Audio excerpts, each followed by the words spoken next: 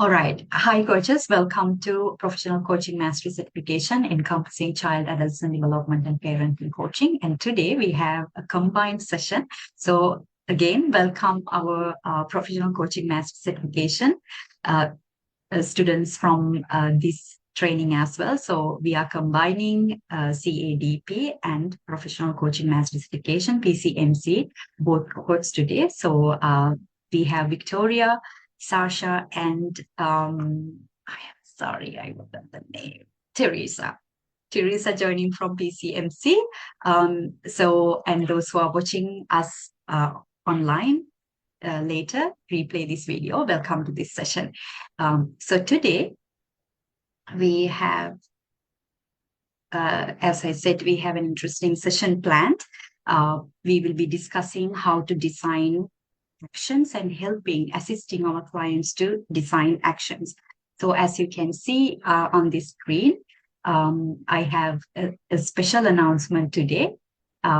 Ignite Global, we are going to be hosting an award ceremony to recognize all your hard work and all these efforts that you are making in developing yourself as a professional coach, a credible coach. So it's important that we recognize all of these efforts.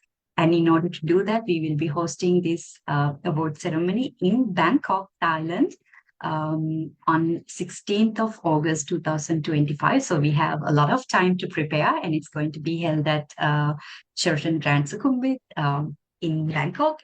Everything is prepared. You will be receiving an invitation. So we hope that you will be able to make it. All right. So let's dive into the session today. As I mentioned, we will be looking at competency 7, facilitates client growth, under section D. And today we will be specifically looking at strategizing a plan of action. So when I say strategizing a plan of action, coaches, well, before we look at our competencies and PCC markers, I would like us to really generate a conversation here. Right, so I'm going to present you with some questions, and let's take our time to address them. And if you're in a place to speak, that would be great. But if not, it's also okay. I understand. Right. So when we say strategizing a plan of action in coaching, what comes to you?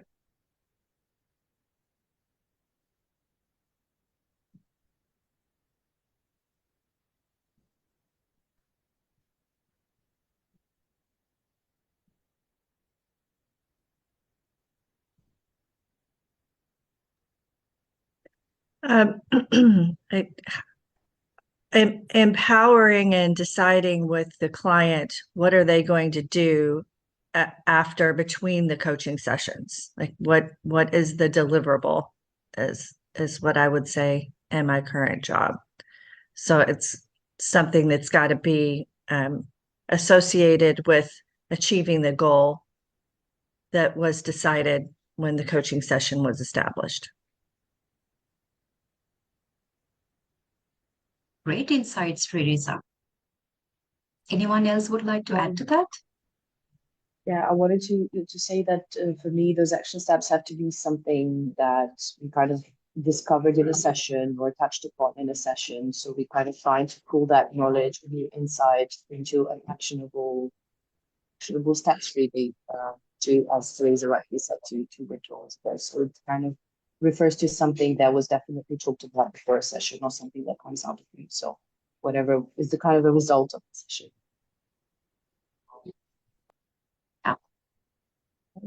Perhaps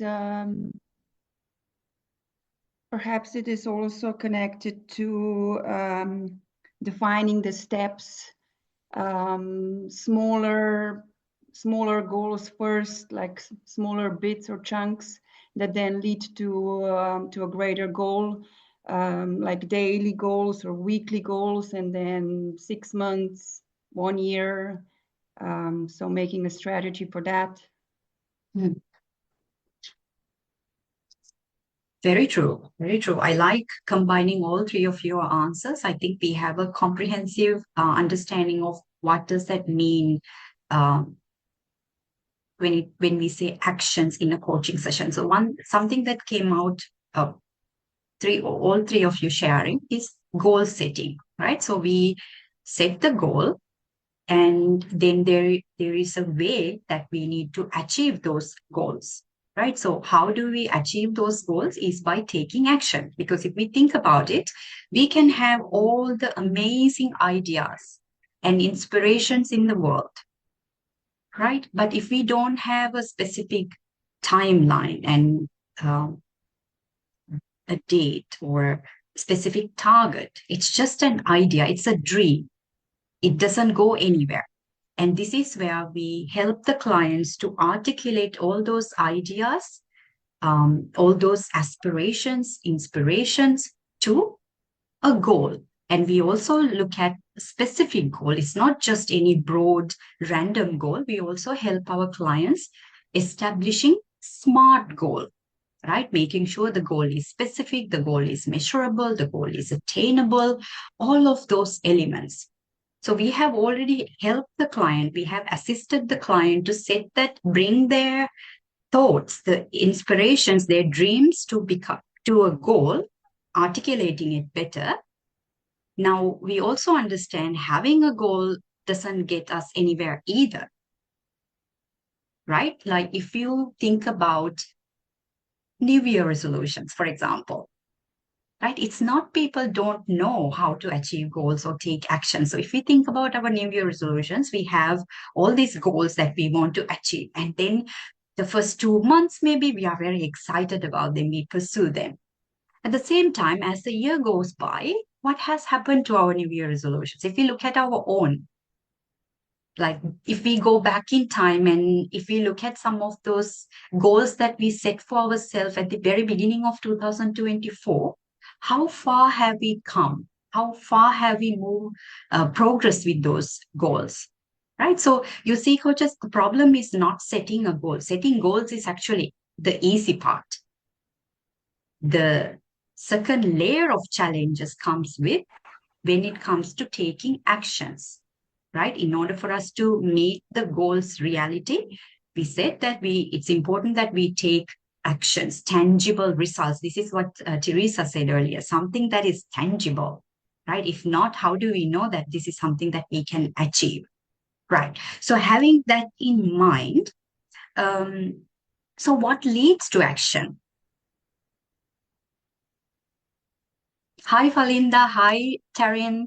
We are discussing about assisting our clients, strategizing a plan of action. And our question is, why actions and also what leads to action? That's where we are so far. So over to all of you.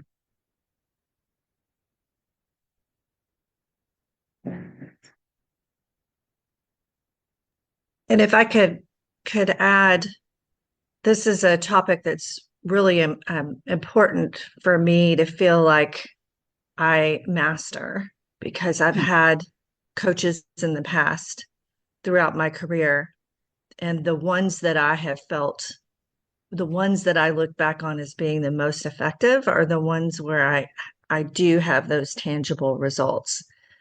There have been other coaches that have been great confidants, but at the end of the engagement with them, I didn't actually walk away with what I would consider results.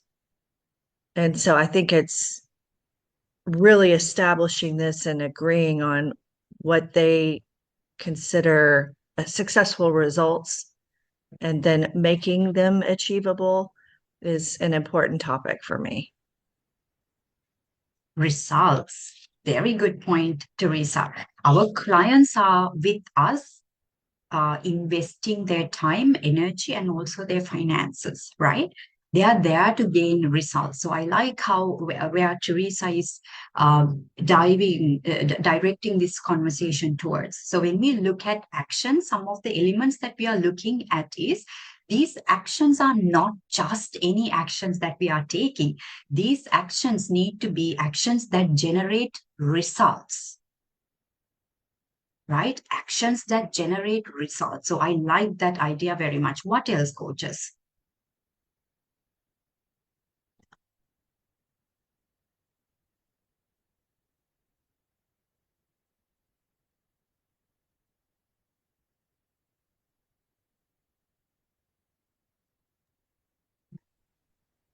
I would perhaps add that that the clients first need to have awareness of the importance of something and what this could actually mean for them and for their life. Maybe have an aha moment about the importance of some of the changes that they would make.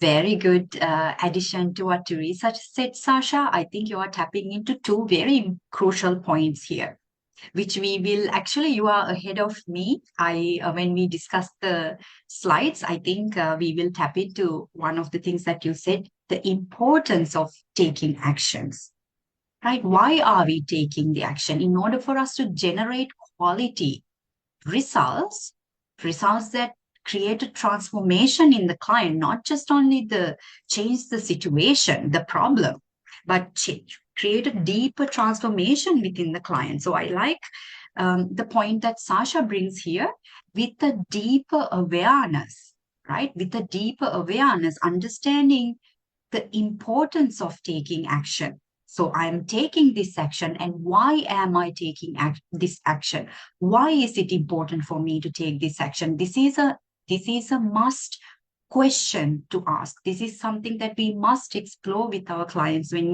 they come up with an action. Let's say, oh, I'm going to, even if it's something like, I'm going to wake up at 5 in the morning. Why is it important to you? So what happens, coaches, let's build on to that. When we address why importance, what happens?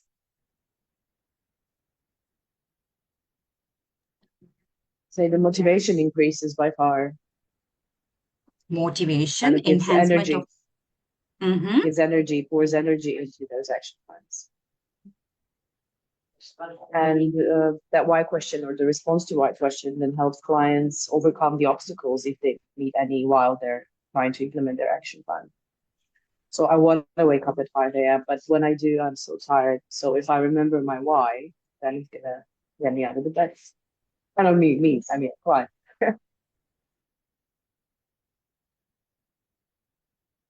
Great addition, Victoria. So enhancement of motivation, right? When we understand why we do something, the reason behind, it's self-motivation. So this is something, as professional coaches, we also need to evaluate the client's motivation level, right? I say that I'm going to take this action, but how committed, how motivated am I to take this action? And when I say motivation, is it my motivation or is it someone else's motivation? How do we gauge that? By exploring the client's importance, why they are taking this action. So the client has the opportunity to realize, oh, this action is important to me because it's good for my mental health, waking up at 5 in the morning and maybe doing some yoga stretches or going for a walk in the morning before the world gets up. That makes my mental health, it gives me a mental health boost. So that's why I do it. That's why it's important to me, because I have committed, I have made my mental health a priority. So like Victoria said, I might face a challenge because I might feel tired to wake up at 5 in the morning. So what is the solution? Maybe I can go to bed early as well. So you see, by taking that one action, coaches, here, by exploring the importance, not only we are helping or assisting the client to take that action, but also helping them to create a chain reaction around that one action, right? Because the client realized, if we go back to our previous example with waking up at 5 in the morning. Now, waking up at 5 in the morning is the action that is going to generate result. But you see, it's not the only action that the client is going to take. This means I'm also have to go to bed earlier. So that is going to change the client's lifestyle, the entire sleep circle to begin with. Right? So when we explore obstacles in taking this action, then the client realizes, oh, I might not be able to do this every day and I might feel tired at the beginning, but as I practice, as my body get used to it, I will feel better. And this means I don't know how many other changes I need to make in my day, right? This might mean that the amount I spend on social media, the amount I spend watching TV, right? What do I do? Everything that leads to taking that one action. So this is why it's important to explore the importance of taking this action. And then I also really like Sasha's the other point, aha moments. So the question was, what leads to taking action? Right. And in our one of our CADP previous sessions, we discussed aha moments. And of course, our PCMC students will discuss this if you haven't already. Aha moment, peak moments, right? We have a peak moment, we have an aha moment, we have a breakthrough, and that could lead us to take that action, right? So great. What else, coaches? So what is our role? Now that we understand the importance of exploring the importance, taking actions, what is our role in that case?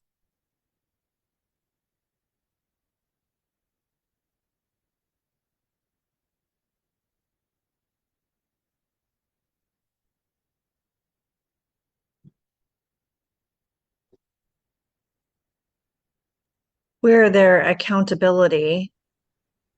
So we're serving as someone that they, I don't know if you'd say report back into, but we're deriving an agreement on what action they plan to take.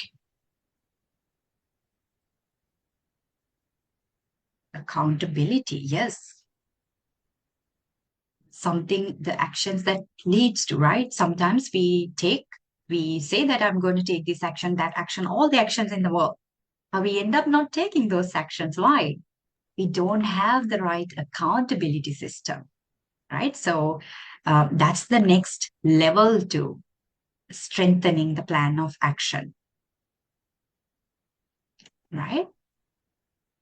And when we say accountability, this is what we said earlier as well. There are different types of accountability. And this is something that we will also address as a separate section, because accountability itself is a huge part of coaching, right? As I said earlier, sometimes at the beginning of the new year, we set some goals, we take some actions, but halfway, they just become wallpaper because either we don't take the right action or we know what action that we need to take as step 1, step 2, step 3, or we don't have a good accountability system. Or like what Victoria said, these actions didn't come from my motivation. I was just distracted maybe, right? So, yeah.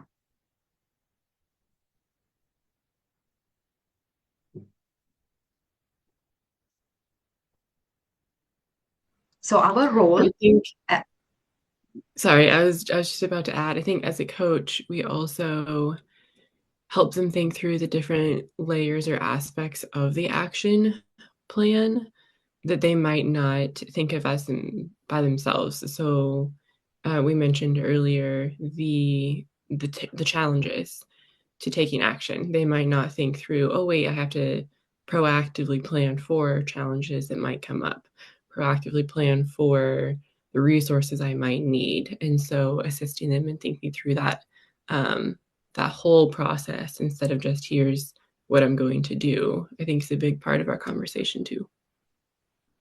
Absolutely, Taryn. I would love to hear more about what you're saying.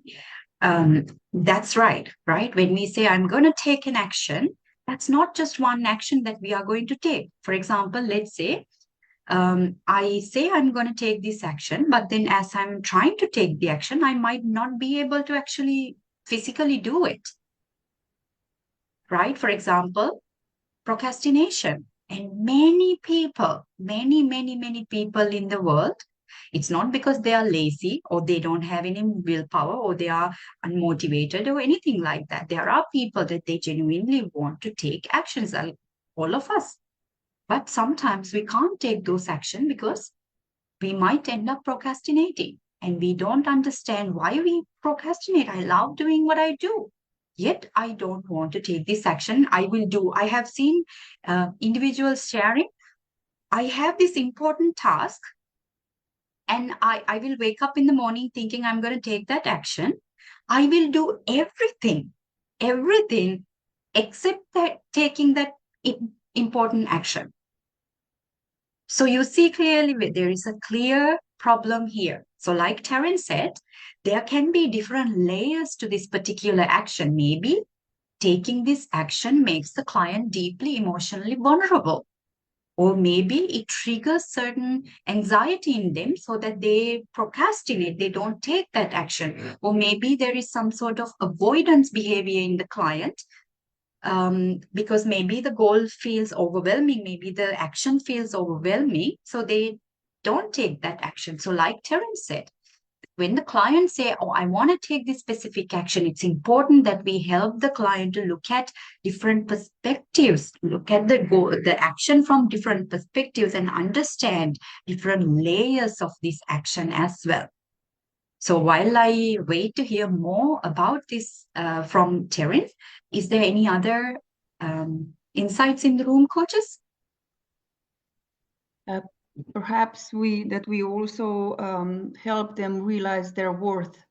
Many times they don't feel worthy to actually strive for something or wish for something for themselves because their self-worth is low. So just starting there, exploring their feeling of unworthiness to actually achieve something or strive for something or go for something. So and that maybe sometimes those that are prone to rescuing others and doing things for others, that for them it's actually not taking action. It's actually leaning in and letting go and taking care of themselves. People always think that taking action means to be active all the time, and sometimes it's taking action and actually not being active, by letting other people take care of them. I think a lot of mothers struggle with that because they have the nurturing component, so they take care of everybody, and sometimes they just need to take a step back, actually, so that other people take a step forward. So that could also be something to think of. Great sharing, Sasha, as you are speaking. So I like that you go down to the bottom of the problem, right? The self-worth, because most of the time that's where the problem is, right? At the same time, when we explore these things, of course, we are not going to tell the client, oh, let's explore your self-worth, but we will explore, like some of you said earlier, as we explore their potential challenges, potential obstacles, setbacks, all of these things, we will start to see, like what Terence said earlier, different layers of this action or different layers of potential challenges that the client might be facing, although they didn't verbalize it yet. So let's say a client might be not taking an action or a fear of taking this action because maybe they are afraid of fear of failure. Maybe they are struggling with fear of failure. That's why they are not taking this action. Or it can be that some people are, they struggle with fear of success, right? We struggle with fear of failure as well as fear of success.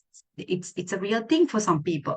And then some people might have problems with like what we say, procrastination, also perfectionism.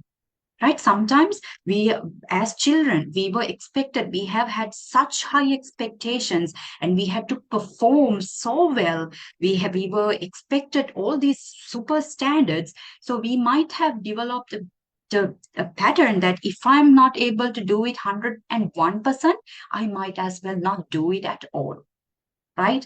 And these are not conscious processing thoughts, coaches. We don't cognitively think, oh, if I can't do it, I might as well not. We don't think like that. These are subconscious threads that hold us back, right? So as a result of deepening the client's awareness, going deep down into exploring those layers so that we can make sure this action actually is going to generate results like Teresa said, right? Like Sasha also said, productivity.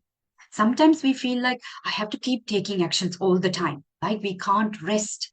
There are individuals that they can't relax because they feel like, oh, I have to constantly keep doing something. So when the client design actions, we also need to see, are these realistic actions the client is taking?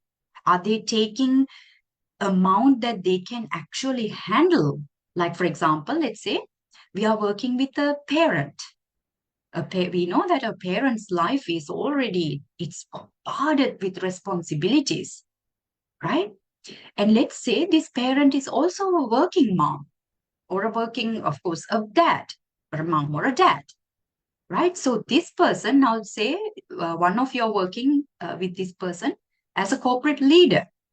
Now, maybe they can't take those actions that they say they want to take in order for their professional development because they might have problems at home, right? So there can be so many different layers to why people are not taking actions or why this process can be slow. And also, coaches, when we think about situations like fear of failure, fear of success, procrastination, perfectionism, all of these, we hear cognitive distortions, right? Sometimes we have distorted thought processes that hinder us from taking action. So when we are listening to the client, when we are designing actions, you realize now it's not about taking, 1, 2, 3, 4, 5 list of actions. That's easy.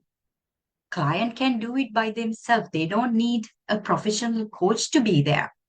So we understand with this discussion, when we help the client, when we assist the client in designing a plan of action, it's not just the taking action point, it's much deeper than that. So our goal is, our role as a professional is to not to bring the client from A to B, because the client already know how to do that, to come from A to B. They know what actions they need to achieve that goal. They are not children. So our job is, our role as a professional is to go beyond and above that action and helping the client understand everything encompasses that action so that they can make sure they are taking meaningful actions, actions that create a transformation in their journey, whatever that they are seeking, right? Okay, coaches. So now that we are diving into this conversation, I would like us to go to our breakout rooms now and have a look at the competency, right? Because as professionals, we know that it's easy for us to say, oh, we need to help the client go deeper. We need to help them evoke their awareness and all of that. But how do we do this as a professional? What skills are we going to use? Right? So what I'm now inviting you to do is I'm going to send you to breakout rooms. Please discuss, look at the competency. I have already emailed all of you the competencies, the competency chart. I save competency markers and PCC markers. So please have a look at let's look at this one. Okay. Let me share my screen so that you see what I'm talking about. Okay, so as you can see here, this is the ICF core competency. And we are now looking at section D, cultivating learning and growth. And specifically, we are looking at facilitates client growth, right? So the definition is coach partners with the client to transform learning. Look at the word, coaches. Transform learning and insights into action. Promotes client autonomy in the coaching process, right? So I would like all of you in your group to go through the 8 core competencies and understand it from your current perspective. What does that mean? And not just what does this each point mean, but what does it mean for you as a professional to demonstrate it? So I invite you to think about examples and potential challenges that you may face. Right? So look at each competency marker, competency point, and create a discussion. So we have 1, 2, 3, 5. All right. I think we will have 3 in one group. Okay, so let me pull up the competencies here.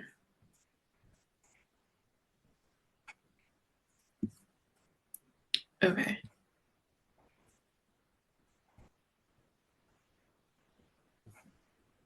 So I have that the first one is that coach invites or allows the client to explore progress towards what the client wanted to accomplish in the session. Is that what you're looking at too?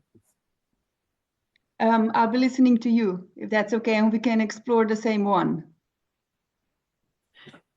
Yes, I thought we were looking at all 8 or all 9 of the specific markers, competencies. But we will go one by one. Is that okay? Right, yeah. Yeah. Okay, actually, I just pulled up the other document. Do you have the document pulled up as well? 1 second. I just pulled up the one that Lux was showing us, and it looks like I was looking at the wrong one earlier. So number 1 is actually works with the client to integrate new awareness or insight into learning into their worldview and behaviors.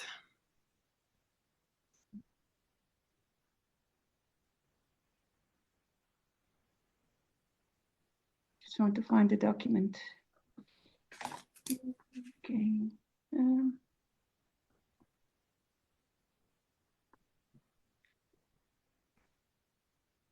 Okay, so now we're doing Sasha? the first. Yeah. Sasha, I just sent the competency in the chat box. Okay. Competency point in the chat box. You can find it there here, Zoom chat box. Okay. Yeah. Okay, thank you. Sure.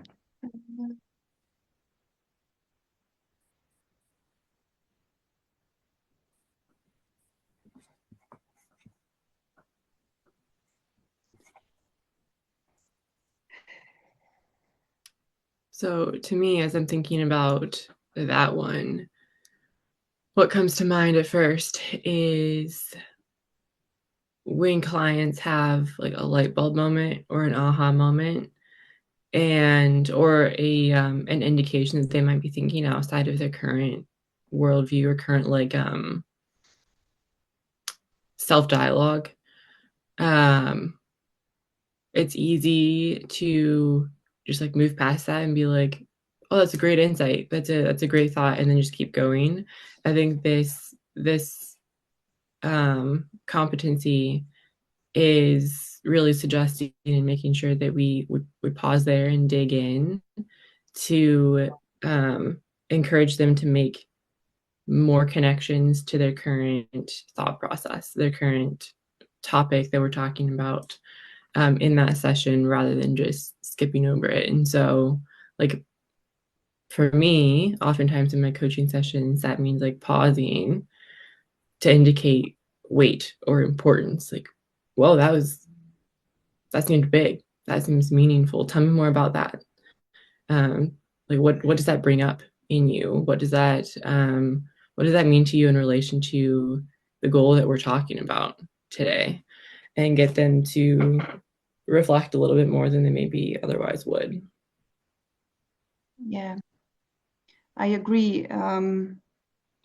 Also, I noticed that many times clients start talking about another person, not themselves.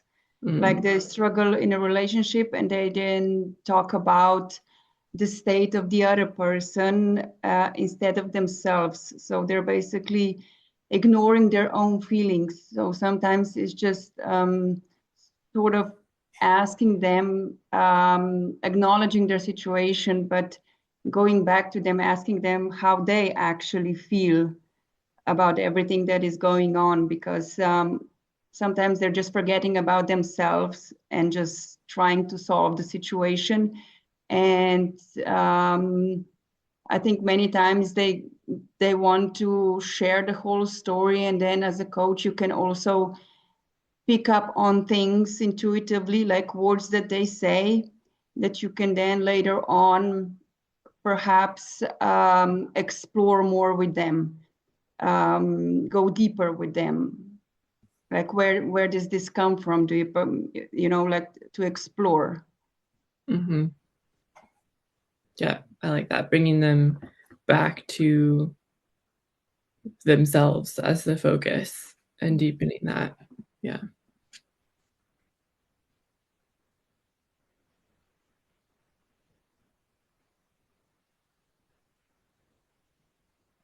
Trying to think of some challenges that come along with that as well. I think sometimes there will be like an insight or an aha moment, or a client commenting on a new way of doing or thinking about things, but they won't want to take it any further with the questions that I am asking, because they will dismiss that other perspective as not as good or not meaningful or not for them in that moment. And then I don't want to like force that if they're not ready to continue to explore. But I also want to encourage that growth and awareness and push them outside of their current perspective. And so finding that balance, I think, is a challenge that comes with this one. Yeah, I agree. I think many times they're not perhaps ready to hear even themselves saying something out loud, something that's new to them, something that they just realized. Even when during the transformation, there's always resistance. There's always ego pushing back. There's always old habits coming back. So I think it's also important to let the clients know that that's normal in the process. The uncomfortable feelings, the fears that come up when you start changing things, so that they feel more relaxed. That it's a process, and so that they don't get scared of even trying or going down that road. Mm-hmm. So that's completely normal, because it's new to them and they're used to the old way of doing or thinking. And so there's always a period of transition that's uncomfortable. and that's okay, that's okay. So I think that might make the challenges a bit easier for them, hopefully. Mm-hmm. Yeah, normalizing some of those feelings. Yeah. Okay.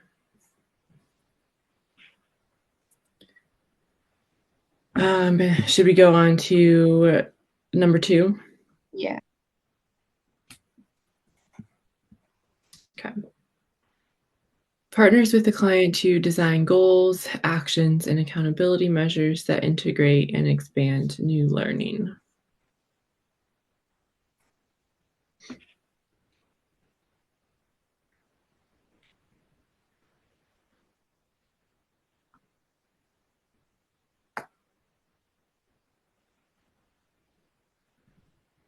Yeah, I think that goes back to kind of what I was saying earlier of asking the question of like pointing out that insight, pointing out that new learning as new or different, and then asking them, so what does that mean for you in the context of this conversation, in the context of this goal that you set out for today? What does that mean in terms of how we're going to approach this differently?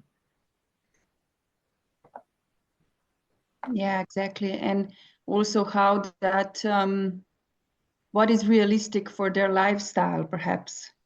In what way, or in what type, or in what if they want to make a change, how much of a change they can actually make that is still realistic for their lifestyle, or perhaps to just have the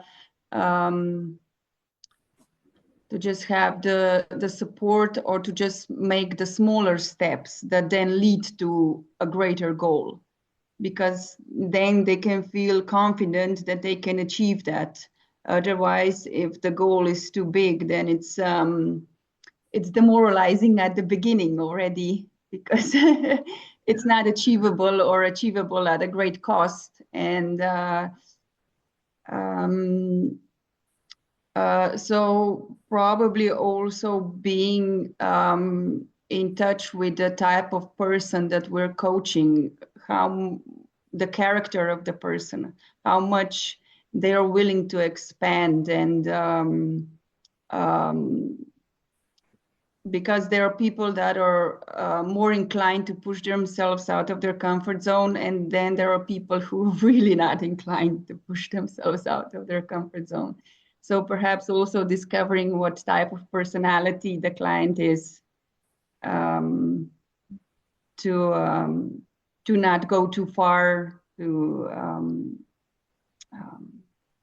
I don't know, something aligned something that's aligned with the client. Yeah. I wonder if that is part of number 3, acknowledging and supporting client autonomy. Because they are so different, and they do know, well, we help them explore themselves and what they are capable of in that moment, and are they someone who pushes themselves too much and needs to like scale back? Are they someone who needs to do a little bit more of that? But that's the I think helping them realize what makes sense for themselves, and not put that prescription onto them as the one who has the answers or knows what to do or suggests whatever. It's having them create that for themselves with the awareness that they have, like you were saying. Yeah.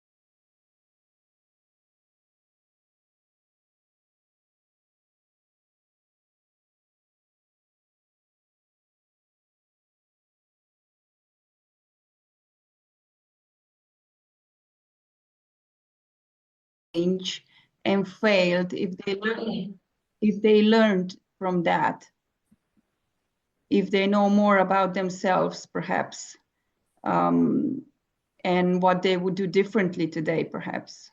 Mm-hmm. I like that.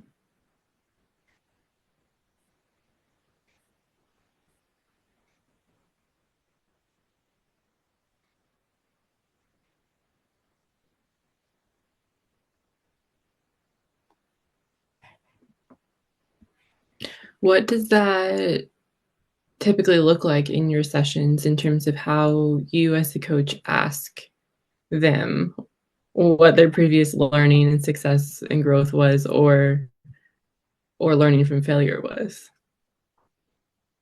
I allow them to speak, just to share their story, and then just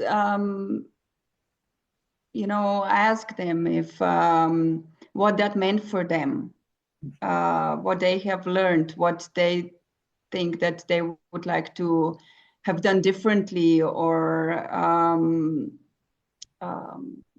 so just letting them share their story. I think once they trust you, they just open up and it pours out. It just pours out, and then it's just picking up on the things that you see them struggling with, or that perhaps they're still emotional about, and exploring that further. Because if that was a blockage for them in the past, then it still might be one. So active listening. I don't know. Yeah, I think, yeah, like you were saying, there's so much that can be gained from simple, just active listening and presence to allow a person to feel comfortable enough to share some of this, Yeah. because I think what we're talking about here can be very vulnerable. And unless there's that environment and that rapport, that's challenging to dive deep into in a meaningful way in a conversation. And so I think maybe one of the challenges here is, from client to client, like building that rapport and encouraging that vulnerability might take a while to establish. Yeah.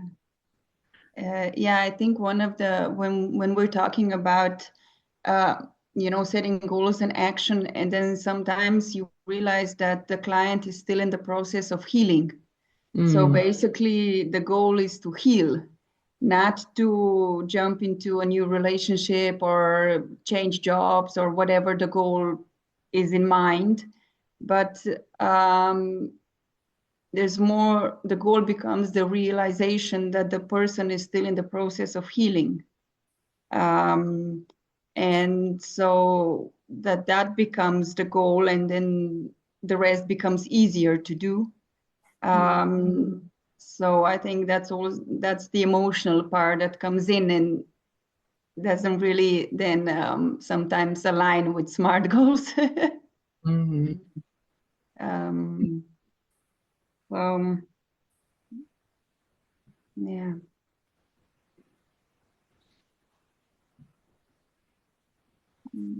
Yeah.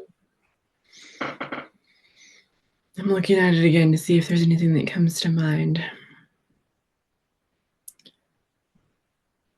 Identifying potential results or learnings from identified action steps.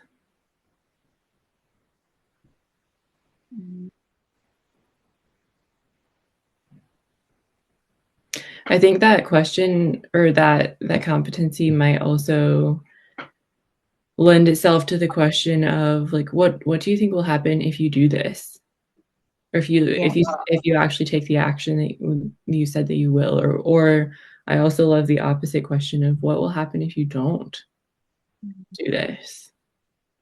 Yeah. I think that often like unlocks some more motivation and light bulb moments, and moves the conversation forward, rather than just, oh, that goal sounds great, moving on. Yeah. And just bring some peace to the client as well, be living with uncertainty. If the goal is achievable, and if the goal is not achievable, that the person will be okay in either case. Just having that going for the goal, doing the actionable steps, but just still being in that state of mind that it's okay, being at peace with whatever outcome. So I think that's also sort of be mindful of the client's inner world and state, so that if the person doesn't become afraid of what happens if I don't achieve it. Will I feel more of a failure even more than I do now, perhaps. So that the client is okay with, just being at peace. Yeah. Yeah. Setting measurable or attainable goals is important, but also knowing that it's a safe space for not attaining those goals, and there's no judgment or shame in that not happening. Yeah.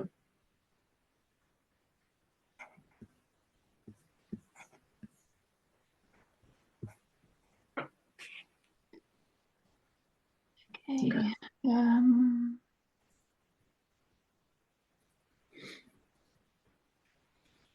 Let's see. Invites the client to consider how to move forward, including resources, support, and potential barriers.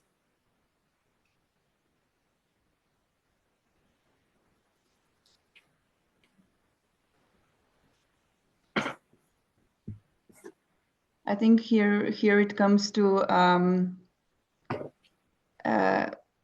basically also being realistic with the client, that if they want to achieve a goal and that if they're not there yet, then that usually means that they still don't have the right knowledge or experience or support or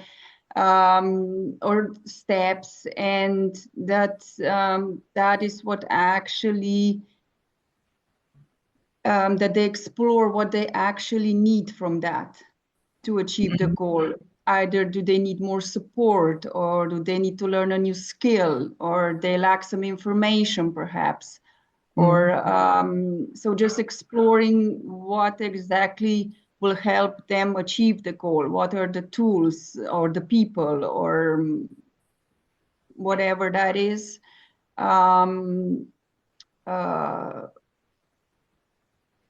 Yeah, and actually what they sort of need to put perhaps boundaries on. Sometimes they have people in their own family who don't support them in making a change. So then just being aware of that sometimes you need to find the right support and the right people around you if you want to actually accomplish a goal, because sadly not everybody has the support within their own family or so yeah, just the client to explore who are the right people for her, him, the right support, the right knowledge, skill, whatever they need.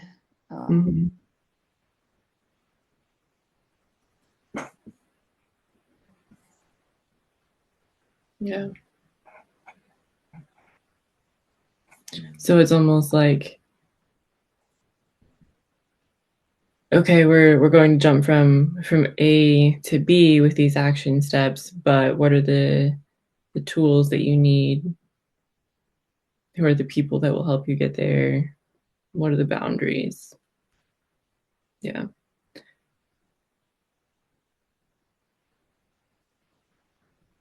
Yeah, I think some of the questions I ask for this are, what do you need to achieve this goal? What challenges do you see in taking action?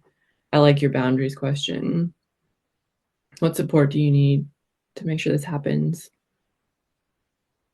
I think some of the challenges with these that I've come across is that people fight against this part because they think, oh, I already created the action, we're done. And so they're kind of checked out in the conversation already. And they don't want to thoroughly dive into the how of the action plan. They just, oh, great, we have an action. That's good. And so slowing the conversation down enough to like really flesh out the details of the plan can sometimes be, a challenge I'm up against. Yeah, and I think one of the thing is also, let's say a client wants to become an powerful communicator. Now, if they haven't done that for the last 30 or 40 years, then, and they have fear inside them, blocks, then they probably won't be able to do that type of conversation in one full go. So basically, we introduce the conversation that they want to have in chunks.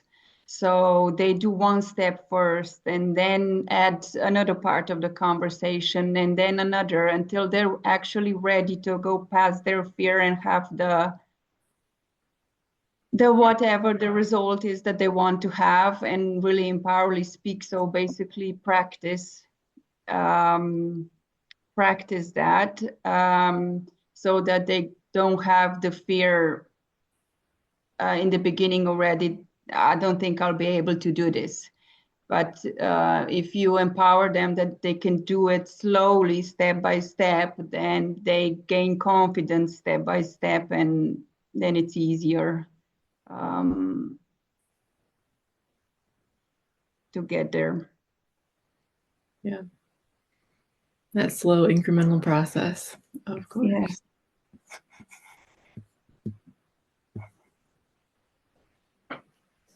See, I know the time ran out, so I don't know how much more we have. We will be closing the breakout rooms now. I was just giving a bit of extra time because I see that you both are having a meaningful conversation, and I think the other group as well. How many points to go? Two more? Yeah, we're at 6. Yeah. Okay. Let's cover everything. Okay. Let's give 5 more minutes.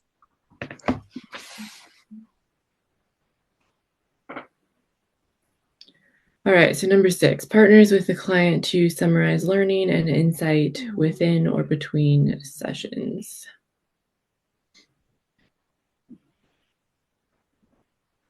I think that's, at least with the specific example of how that happens in sessions, that I think is modeled very well in these live sessions at the end when Fernando or Lux ask, like, what was the biggest learning from today? What was the key takeaway from today? I recently read a coaching book that had a similar suggestion saying what was most meaningful to you in our conversation. So asking a version of that. Yeah, definitely. I would agree.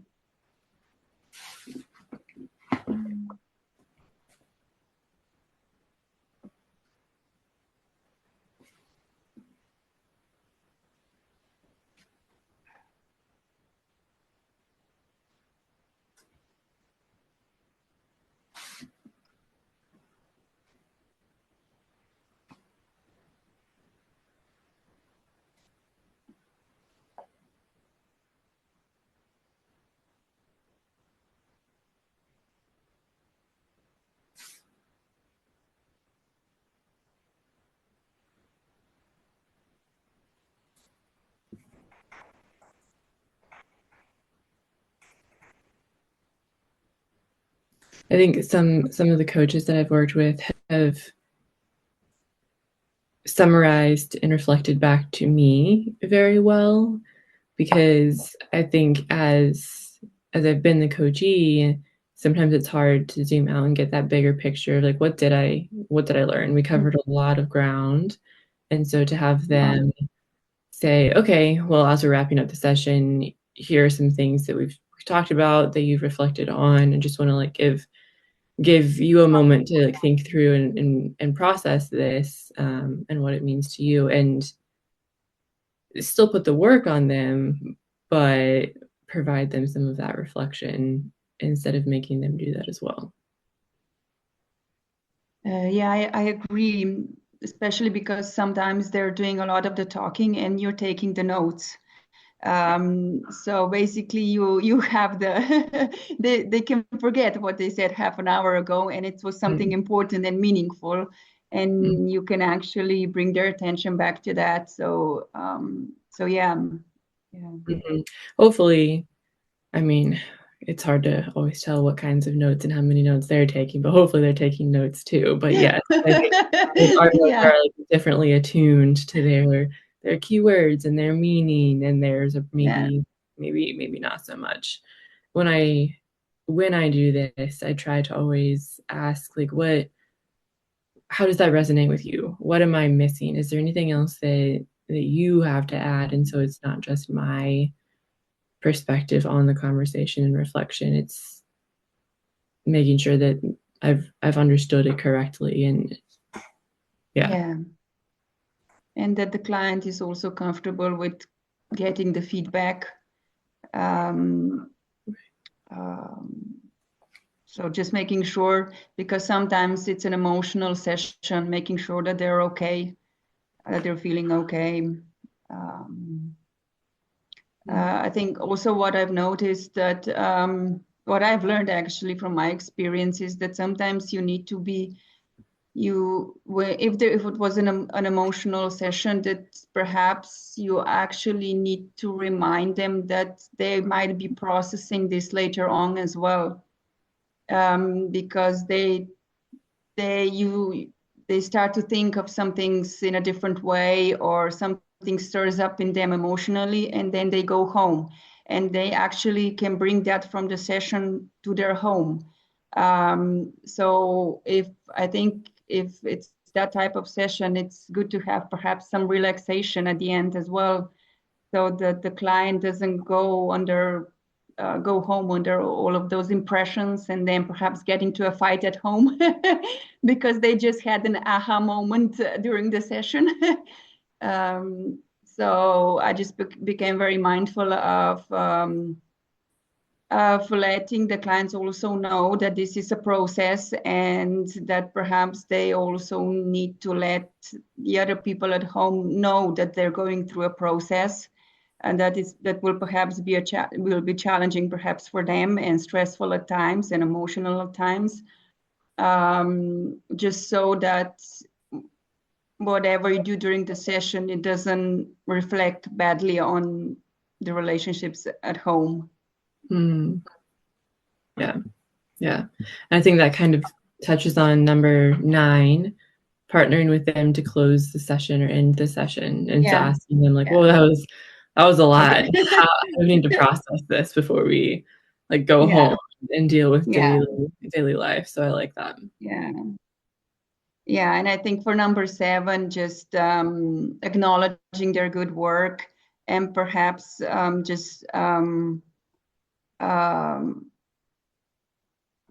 sort of instigating in them that they see their own progress as well, that they know how to compliment themselves. Sometimes, we don't have that enough, I think, in life in general.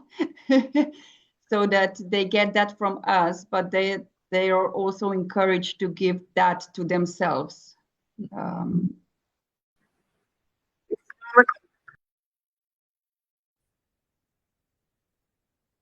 All right, coaches. So welcome back to our session after a quick 5-minute break. So before the break, we were discussing competency points. We look at competency 8, ICF competency 8, facilitating clients' growth.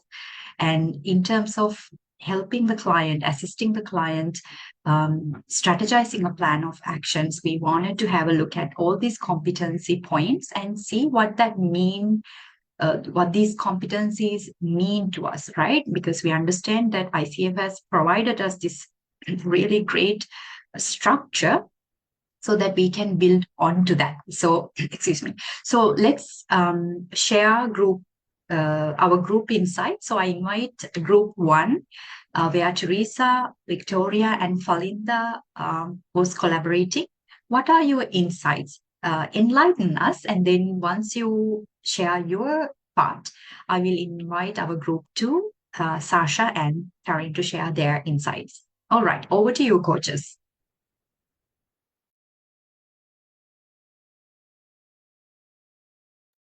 Well, I want to thank Victoria and Belinda, because I don't think I was any help at all. But it was helpful to hear the two of them who have more experience in coaching discuss, you know, their insights. I struggled with this being too abstract for me. I think that it would be easier for me to have kind of had an example, probably starting with the goal. But I just wanted to thank Victoria and Belinda because they did help pull me through a bit. So I appreciate that.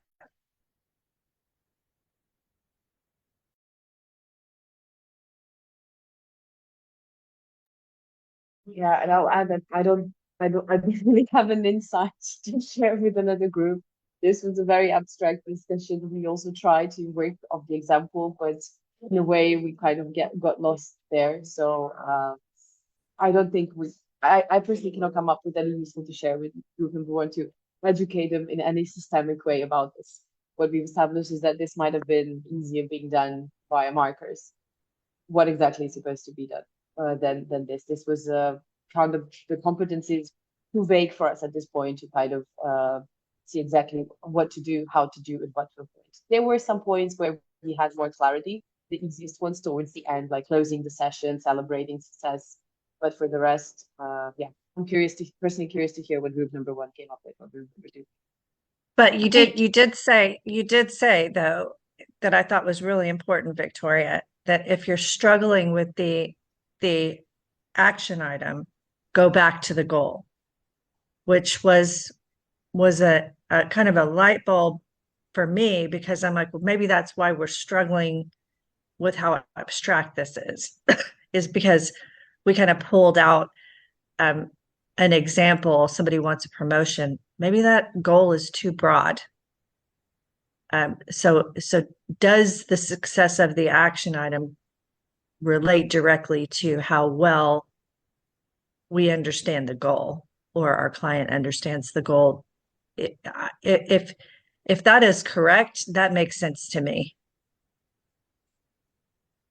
Yeah, we generated a discussion there of so to really ask what happens if I think it's a super amazing, awesomely important discussion. Also, I just don't want to I don't know if this is the point of it today, but what happens if a client cannot come up with any action step? What does it tell us?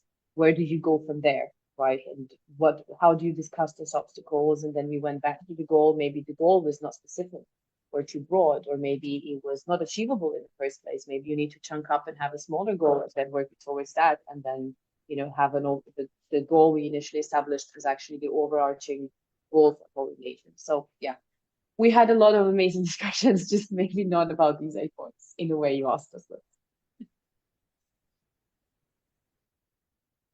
Understandable, coaches, and this is why the purpose of this activity, because when we look at the competency markers, or let's say PCC markers, or the competency points, when we go through it, it seems like, oh, they are doable, or this is just helping the client designing an action. But you see that when you actually actively take the coach's roles, there can be various different challenges that can show up because each client is different, and you're not just working with the client and that problem in front of them. You're working with the client as a whole, someone who have lived an entire life, right? So this is where it's important to understand how far do I know at this point, how deep do I understand the competencies at this level. This is why ICF also has, although it's the same competency, there are 3 different levels. So at level 1, at ACC level, where do I understand? How deep do I understand these competencies? And what does that mean for me when I move to PCC level?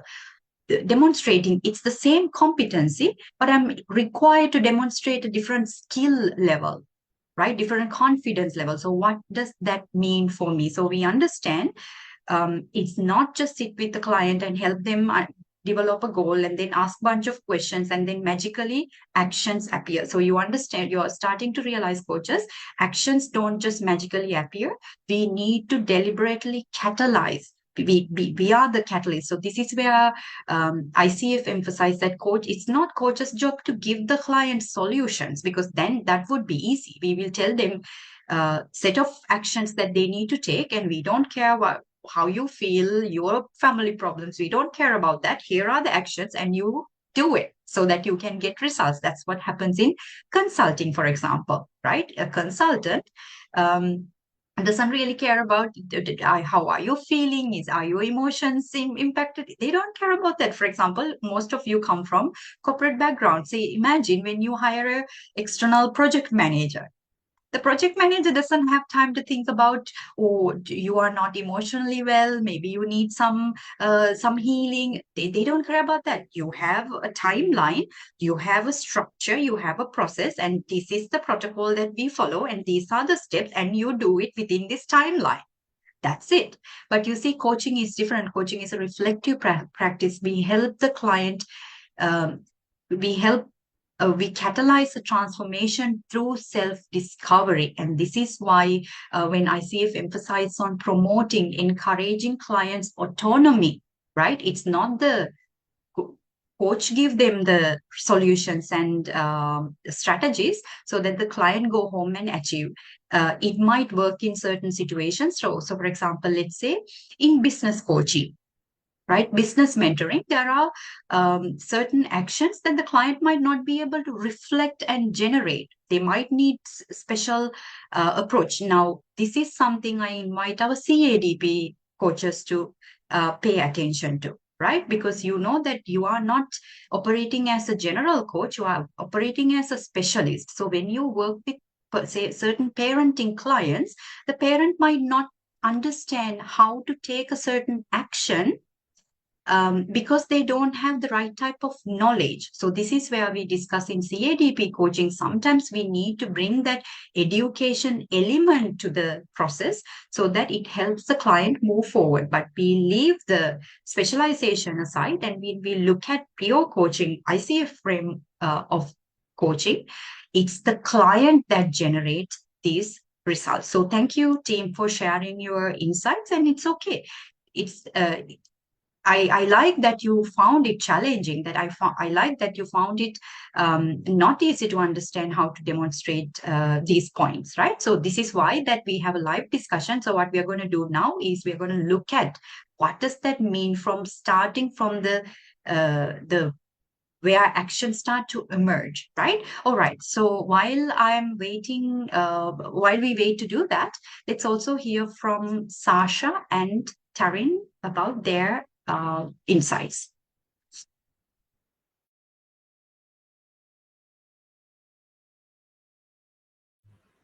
Sasha, would you like to go first and share? Yeah, and you can add if I yeah, we went point by point and tried to have a discussion about each one. So I'll just read some of the notes, what we sort of discussed. That it's important to let, when the client gets new awareness, to have a pause, to actually let that sink in, or perhaps to actually, if the client goes too far into the stories of other people, to bring awareness back to the client, how they're actually feeling. So not going in too much into the stories of others.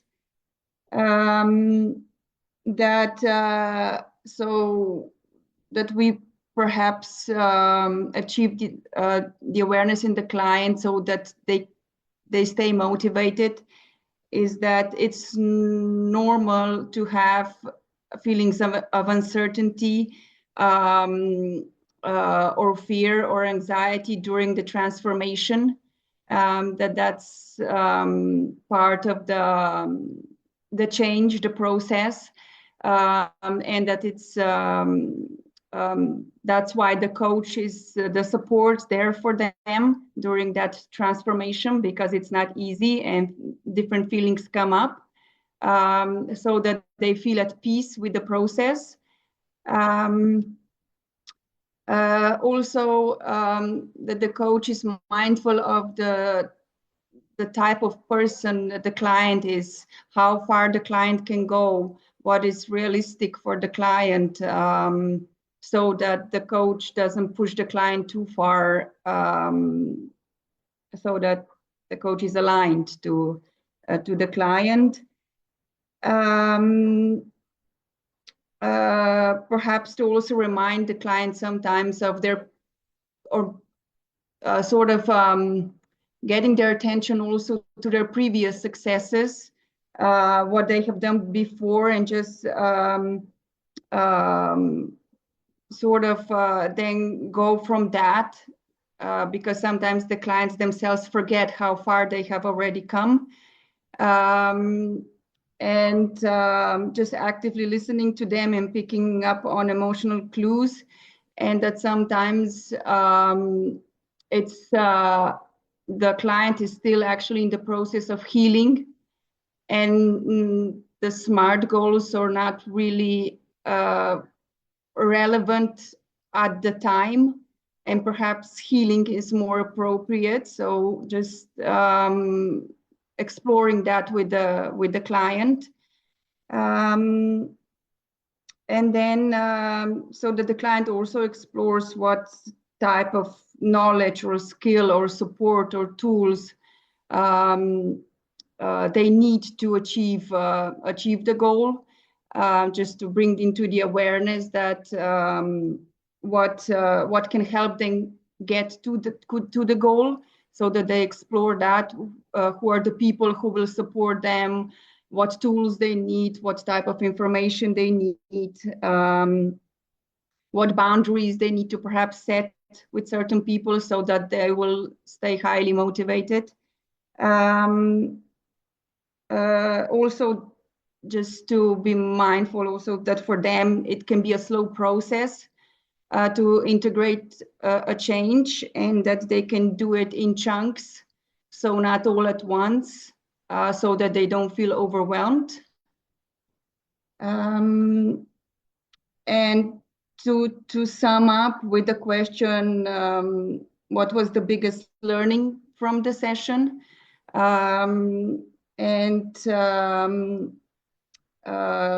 Perhaps receive some feedback also from the coach about the whole session. And to just be mindful that this is a process, and that the coaching session can also be a difficult one or an emotional one, and that perhaps there are some relaxation moments at the end for the client, so that the client doesn't take whatever was stirred up home and have problems because of that later on. So that's also perhaps how we can conclude the session, especially if it was more of an emotional one. I think that's it from me. I don't know, Taryn, if you want to add something that I missed.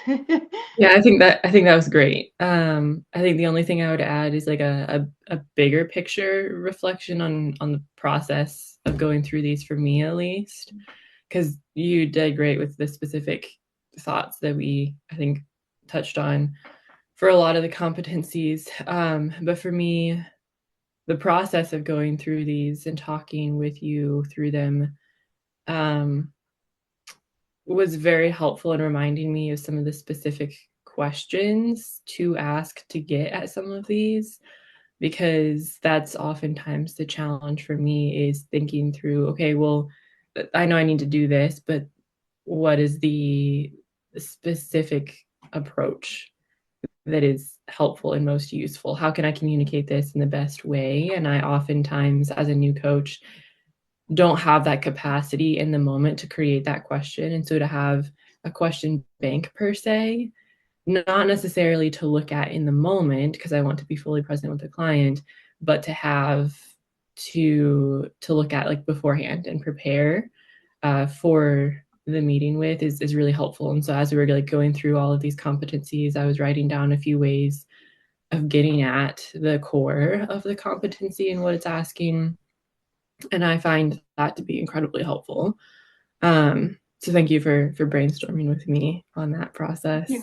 I think Victoria might have mentioned it earlier, that it got a little bit easier to understand and more concrete the further down the list that we went. And I would agree with that, and that the beginning few competencies were a little bit more, I don't know, vague. I need to dive into them a little bit more. I honestly think like each one of these could be a whole session in and of themselves because there's so much there, Lux, like you were saying, so many levels to it.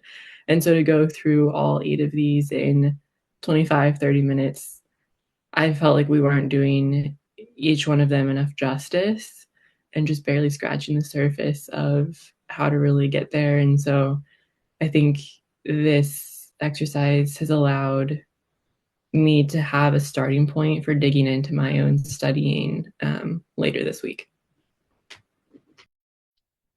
Thank you, Taryn, for reminding all of us that, because at the end of the day, you understand, coaches, we only have 3 hours session each time, and we don't have the time to completely go one by one competency. What we can do is, of course, there is there is a special component part of both programs that is available to you, that ICF 8 competencies in-depth explanation. So Taryn, I think it would be valuable for you to have a look at that. I'm sure you have access to it. If not, one of the team members will provide that.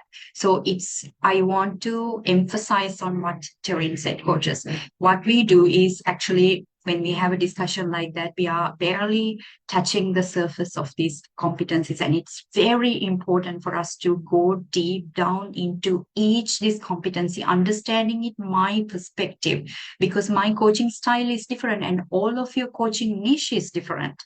You are all addressing a different clientele. So it's important you understand that what does this particular competency point mean to me, and what does it mean for me to demonstrate this, right? Not just demonstrating it for a coaching recording per se, but what does that mean for me to be in the moment? I really love what Taryn said. It's not about having a question bank. Of course, as you become more experienced, you are able to generate questions on the spot more fluently, I would say. It becomes muscle memory, so it becomes easier. At the same time, at the beginning of our journey, it's important that we deliberately develop these questions and maybe practice before, right? So one of the ways that we can really truly understand the competency is practicing it and putting it to practice and see what does that mean. And specifically, not where you perform well, identifying where am I struggling at this moment. Like, for example, if the client said, if the client didn't come up with actions, oh, what do I do now? I can't let the client just go just like that, right? As a coach, I need to have a strategy. If the client doesn't, if client is not motivated, client is very reflective. They like to talk, they like to think, cognitively process, but the client is reluctant to take actions. Actually, this can be, this is one of the questions in ICF exam as well. So, because there are situations like this, right? The client is very reflective. They have all these amazing reflections, but when it comes to taking action and accountability, not very motivated. What is going on there? So as a professional, we need to be, first of all, aware of that. Oh, this is the second time now I am observing my client is reluctant to designing actions. What is happening there? So great insights. And I have identified a few things, and I think coaches, Sasha and Taryn had a very comprehensive discussion, although we had only limited time. Given that time, I think you still went deep into each point. So it would be valuable for those who are watching it. So one of the things I would like to, before I share the presentation slides with you, I would like to tap into a few things that they said, which will also come later when we look at the slides. So earlier, Teresa said that, okay, actions just don't emerge. Like, what is the action point? Where do they begin? Right? So we understand sometimes actions can begin the moment clients sit with you. There is no time that, oh, actions will only emerge at the end of the coaching conversation. This is what we usually think, right? But it's not like that. Sometimes the client would sit in front of you and it's a very action-oriented conversations. Or it can be like some of you said, it's very emotional, very cognitively processing conversation, but no actions, right? So where do we find balance? But we understand that actions need to emerge at some point, and very often it happens when you invite the client to explore their goals. And one of the mistakes our coaches make, this is why coaches with PCMC and with CADP, both our programs, all our programs, we really put this emphasis on establishing a solid SMART goal. Because I would like to go back to what Victoria said earlier. If the client doesn't, let's say client is reluctant to coming up with actions, and the coach is also struggling to set actions, help the client design actions, potentially it could be there is a problem with the goal setting. The goal is not solid. The goal maybe is not specific enough. Maybe it's not aligned with the SMART process, or there is a misalignment with the values or motivation or something out there, right? So we need to be paying attention to those as well. So when we look at actions, one of the things that came up with Terren and Sasha is that often actions emerge with aha moments, right? The client has a breakthrough as a result of deepening the awareness. So as the breakthrough happens, now this is a great opportunity for the coach to not to lead, not to direct, but design the conversation in a way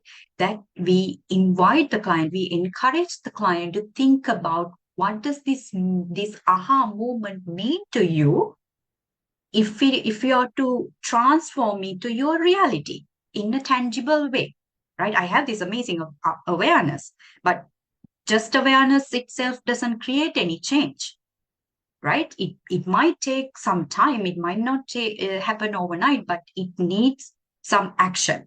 So, and then the other thing I like from your sharing is the coaching presence, the curiosity. This is where ICF emphasizes on providing the autonomy to the client, right? As we said earlier, it's not the coach's goal. Coach provides solutions, but we are really truly curious with the client. What actions would you like to take? What actions are aligned with your values, and why is it important to you? That. And then feelings and emotions, coaches, when we look at actions, we often fall into that, oh, let's just go, like go get things done. We often forget to explore what is the driving force behind those actions. Think about it. Every action or inaction is based on how we feel. Think about it. Anything that we do in life, we do it because of the way that it makes us feel, right? Think about, for example, why people like to keep achieving things. Because it gives us that sense of accomplishment, sense of productivity, sense of empowerment, right? There is a feeling, even to show up to this session today, even for you to go on this path, the most insignificant action or inaction that we take in life is driven by an emotion or a feeling. Without that, we are completely disconnected, right? So it's important that when the client is talking about actions, we also explore their emotions. So I like that point. And then I think also Sasha and Terren came up with a very crucial, a key aspect that we should think about. Sometimes clients come up with actions and they don't realize it's not the right action to take at the right time, right? For example, this made me, as I was listening to their conversation earlier, I was thinking how true that is. Because think about it this way.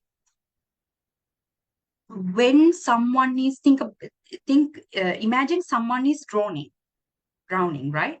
That's not the right time to teach someone how to swim.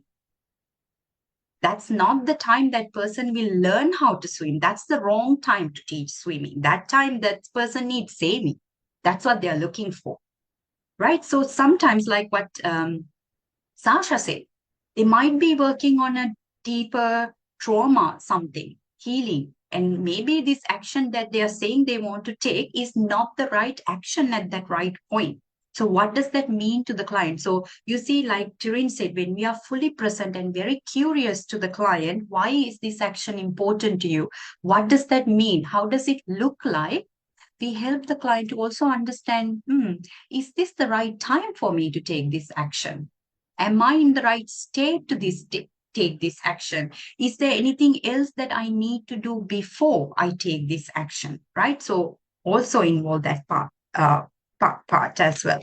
And then connecting it to the bigger picture, right? I am taking this action. We discussed this earlier. I'm taking this action. By taking this one action, I'm creating a chain reaction that is going to change my bigger picture. For example, if we go back to our sleeping patterns, right? Waking up early in the morning, like we said, it's just one action, but it's going to change the client's entire sleep circles, their habits, their lifestyles, their probably even their eating habits, and so on. Victoria? Yeah, sorry, didn't want to interrupt you there. One thing that I remembered from something else I read elsewhere was that also, so the action steps we have in terms of one goal of one sphere of life also have consequences on our other spheres of life, the one that we might be not aware of. And then it's in a way a coach's job to also explore that. So it's not that we're exploring obstacles, but more of like the price we need to pay or the client needs to pay, yeah, for actually achieving the goal and making these action steps. So let's say in an example of, I want to be having time for myself in the morning for my mental health. So I need to start getting up earlier. So I need to go to sleep earlier. Wait, but that's going to have an effect on, let's say, relationship time with my partner. So it's not an obstacle per se, it's still something that can be done, but the client needs to be brought to the awareness of, is this really what you want to do? Are you willing to make this change that might affect something else in your life? And what are you going to do about that? Because that also can, in the long run, be an obstacle, right? Because you're kind of losing time for something else and you need to compensate for that, because then we see a client as a holistic individual that has different spheres of life, not just the one we are working with, working in. Very, very true, Victoria. Thank you for that, adding that point. I think it's also a very important point for us to ask coaches when we talk about our role, right? It's not about just asking some questions. So when we ask those questions, like when Terry said that having maybe like what questions to ask, question bank. So this is a good question to put into our question bank, like exploring how other peoples are going to play a role in taking this action, and how is that going to impact your interconnections with other people, and what does that really mean? Because maybe I think I can do it, but with having to accommodate to other people's needs and maybe so many challenges like that, it might not even be realistic. So very important to also look at those aspects, coaches. So this is what I think we earlier said, looking at the action from different layers, right? Different layers to what is contributing. So I like where this discussion is driving towards. So if there is no more comments to share here, insights or questions, coaches, I think now we can start looking at our presentation and really, I'm not going to just talk. I would like you to involve as well as we look at the slides, truly to generate a conversation. Anything else to add before we look at the slides so that it's going to make it more specific for you, clear?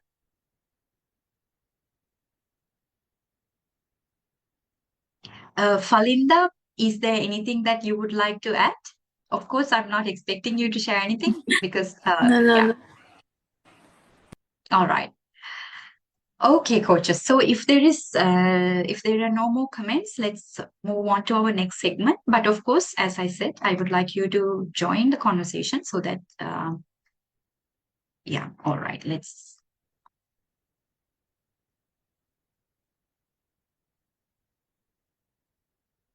Okay, so I'm going to begin here, coaches. And of course, we have discussed with our CADP students this component. So I'm not going to go fully into explaining what are the peak moments and so on, because you are going to discuss these things in your training, specifically that part. So we said that when we look at peak moments are usually the aha moments, right? For example, we have a competency 7, which is evoking clients' awareness. So one way that we can do is by powerful inquiry. We ask questions that is usually nobody asks, right? So we help the client to go beyond their current understanding of their circumstances, their goals and actions and all that. So when we deepen clients' awareness, the chances are, because your questions are reflective and thought-provoking, that means that they are going to have different perspective to the same thing. So in other words, in simpler terms, they're going to look at the glass, but they're going to look at it from a different side and they're going to see a different view, right? And this can evoke an aha moment. And this is what we call usually a peak moment of the coaching session, right? And now we need to remember, coaches, not every peak moment is a grand gesture. We also need to know that it's not the client will cry or like have this amazing excitement. We don't know what that means to the client. We also know that people express in very different ways. And this is where I would love to come back to what Terrin said earlier, coaching presence. So you see, although we are in action designing, we can't forget other competencies. Our coaching presence is very crucial here. So we are fully present to the client to explore even the subtle changes in the client, because it could be a peak moment and the client is not sharing, right? Because as I said, it's not always a grand gesture that will indicate us that, oh, this is a peak moment. Now I have to, make a big deal out of it. That's not the case. Sometimes peak moments occur, but the client doesn't even know that it's a peak moment. So there are different types of peak moments. One type of peak moments could be like excitement. The client, all of a sudden, the client becomes excited. So one thing that thanks to this beautiful coaching skill, this structure that ICF have provided, I truly love when I speak with not just my clients, but my friends, my family, anyone speaks. I like to observe people when they speak, because when people talk, you can learn a lot about them. They give away a lot when they speak, right?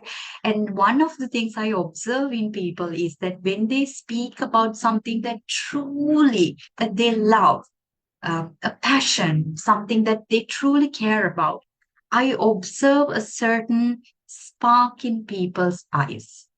That when they talk about maybe the person that they love the most, or maybe it's their dog that they talk about, oh, it's this new project that they are going to release. There is this excitement, this little spark in their eyes. So that's what we are looking at, right? So observing, what does this excitement mean to the client, right? Is it a facial expression? Is it the body language? Is it something that the client literally said? We don't know. So we are observing. And then clarity of thought. The client might be thinking, and you ask the question and the client say, oh, you know it. It's clear to me now. I think I have clarity in terms of how I want to move forward. Oh, great. What a great big moment, right? So if you have clarity of this direction that you want to go on, what does that now mean to you? What is next? Right? So clarity of thought. It can be an idea. The client thinking. You ask a question and the client say, oh, I got this idea. I think I can act on this idea, right? Or it can be an inspiration. It can be maybe confidence. Now, confidence, we know clients might not always say that, oh, I'm very confident that I can take this action. Some people might say, but confidence can also be communicated through body language, right? For example, the client maybe is thinking like this, and they think, and then all of a sudden they, something like that. So we see that, oh, the client went from shrinking position to open shoulder position. What does that mean? Why did the client went from here to there? What did that mean to the client, right? What happened in their mind that literally got them from the corner to open chest, open core? right? What is it? So being present, asking the client, I observe this body change, the shift in your body posture, and you were thinking about this action. What was that about? Right? So exploring that. Calmness, right? The client has had some nervousness, anxiety, or uncertainty, and all of a sudden client becomes calm. What does that mean? Right? I was nervous, but all of a sudden I feel a sense of calmness. And in terms of taking actions, what does this calmness now mean to me? Does that mean that I'm ready to take this action? Or does this mean that I accepted that this is an action that I do not want to take? Can go either way. You see, coach has no attachment to where the client is going to go, right? Just because it's an excitement or calmness doesn't mean that it's going to turn out to be a positive action as we expected. So we have no expectations. We allow the client autonomy, right? We are in the moment with the client. We provide the client autonomy. You decide what is it for you. And then determination. The client is very determined that they know that they are going to be able to achieve this, take this action, right? These are some of the positive, so-called, I usually don't label things positive or negative, but in this context, let's say, this is a positive peak moment. And then we know these are not the only peak moments that can occur in a coaching session, coaches. Other types of peak moments can be fear, for example. All of a sudden, client realize, oh, I don't think I'm in a position to take this action. This could be one of those situations that Sasha and Terrin mentioned earlier. It's the client is drowning. It's not the time for the client to learn how to swim. First, they need to hold really onto something or someone, to that lifeguard. First, they need to come to the safe shore. Then they can take the action. So their action would be staying alive. You see, before they take the next action, go to the hospital or whatever that medical care that they need to stay alive.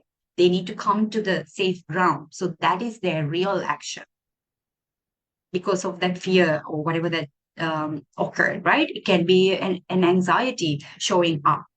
It can be a certain insecurity. The client realizes, oh, I cannot take this action because there are a lot of insecurities that's in me that is holding me back. So maybe because of these insecurities, I'm going to push through them and I'm going to take this action because that's the only way I can overcome this insecurity. For example, let's say someone who is afraid of speaking in front of the camera, because they maybe have some insecurities that they don't like the way they speak. Maybe they don't like the way that they look on the camera. Maybe they have social anxiety that they feel uncomfortable when they are being observed. But we know the only way to overcome it is by doing it, usually, right? Of course, there are so many other ways that we can overcome to get to that point. But we know in order for us to teach our brain that I am safe doing it, I need to physically do it. And I need to do it. If it takes 100 times for my brain to learn, it's safe for me to speak in front of the camera, I will have to do it 100 times. But I accept that I have certain insecurities. And this is what Terrin and Sasha said earlier, normalizing that it's okay. And this is not a process that might happen overnight. I might need to take this action, as I said, 100 times, but it's okay. I realize that having this peak moment, I have this social anxiety, and which means I may have to work with a therapist or a trauma-informed coach. That is the step one, which means that I'm staying alive and I'm going to the safe shore so that I can maybe work with a expressive art coach, or it can be learning to public speak. I don't know, whatever that is, right? But we address that insecurity. So, and lack of confidence or distraction. It can be a distraction, right? I'm so distracted. In the morning when I wake up, I have 5 children at home that I need to attend to. So I waking up at 5 o'clock is not enough. I need to wake up at 3 o'clock in that case. So you see, it's not going to be a sustainable action for me. So I'm distracted with all the other things, other relationships, other responsibilities. Because think about it, some of us, while managing all the life responsibilities, for some of us, we also have our elderly parents that we are looking after. We have sometimes children who are unwell, right? Maybe a sick family member. Or maybe right now that someone is going through a very messy, toxic breakup or a divorce, distractions, right? So what does that mean? Maybe there is a deep sadness that shows up from a deep, deep rooted childhood trauma, boredom, distress. All of these are peak moments, coaches. So the client realized that there are certain aspects of my life I need to work on in order for me to take this action. So you see, we look at peak moments, positive in brackets and negative, right? So these are moments that actions can emerge, right? For example, we set the goal, and as we explore the goal, these moments can show up. So when we look at peak moments, why we really help clients strengthen these peak moments or explore these peak moments is because peak moments leads the client to different realms holistically, so that they can create that transformation in a way that it generates the best results, meaningful results. So what does peak moments lead to? Vision, right? Maybe as a result of having this strong peak moment, having this aha moment, the client's entire vision changed. This is what Tiran said earlier, bigger picture, right? So when the client take actions, as a result of having this aha moment, client will realize, oh, my initial vision is no longer valid anymore. I need to change my vision because now I'm changing my direction. I want to take this action instead, right? So you see, aha moments also lead us to taking actions, and they also lead us to discovering certain passions, right? Maybe something that I didn't know before. As a result of my coach asking me why this is important to me, oh, I realized because it's a passion for me. It's a passion that I love being an advocate for empowering women in this world, because as a woman, I have experienced so much injustice. I have experienced so much pressure and push down that I want to stand up for people like me, and I want to become the voice for them. Right? It becomes my passion. So the actions that I'm taking is not just actions that, because I want to make a buck. That's not why I'm taking this action. It's because it's tied to a deeper value. I stand up for something that I believe in, and that's the reason I'm taking this action. So I may have insecurities. I may not like to speak in front of the camera, but my purpose, my passion is stronger so that I can overcome that insecurity. So you see, coaches, when we look at action or the aha moment, we don't just look at the action and leave it there. We explore all other parts of it too. Values, right? Aha moment reveals our values, what is important to me, what truly matters, so that they have an aha moment. Oh, when I speak about becoming a voice for the most vulnerable members of our family, of this world, who are children, right? They have no voice when you think about it, because they are somebody's child underage, and you just have to literally do your caregivers tell you whether they are correct or not, right? Even the children, think about it. A child would be abused and they have no right, they have no power to do anything about it. They can be exposed to abuse over and over and over. They have no power.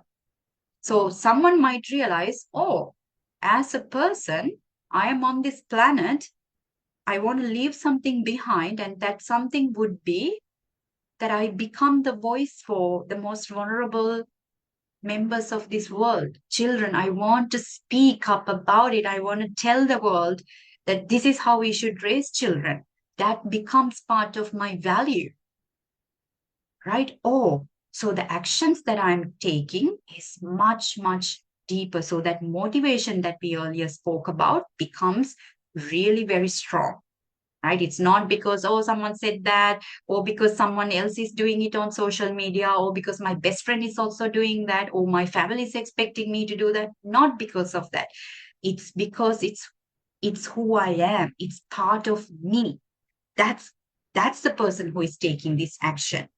It's aligned with my value, strengths. This also shows the client that their strengths. Oh, I do have these insecurities. I do have these fears, but I also have these strengths that I am capable of taking this action. My willpower is much stronger. My values are much stronger than these things that hindering me. So I'm going to take that action, right? As a result of having this aha moment, they might realize, what a wonderful person I am, right? I am someone who wake up every day to add value to this world, to add value to those who are vulnerable, those who need my assistance. Not in a way that, oh, I'm going to go around running around like a headless chicken. I'm going to rescue the world. Not coming from a place of lack, but coming from a place of empowerment, realizing my strength, that I'm here to do something bigger than myself, right? Whether it's about a corporate leader making $10 million, or a parenting coach teaching parents how to literally raise a healthy human being, right? So depending on what is most meaningful to the client might realize. So this is where Sasha said earlier, self-worth, right? The client might realize, oh my goodness, look at me. The actions that I'm taking, this shows me how great I am as a person, my values, how my integrity and my passion for life. That's why I'm taking this action. So you see, coaches, aha moments can reveal a lot about an individual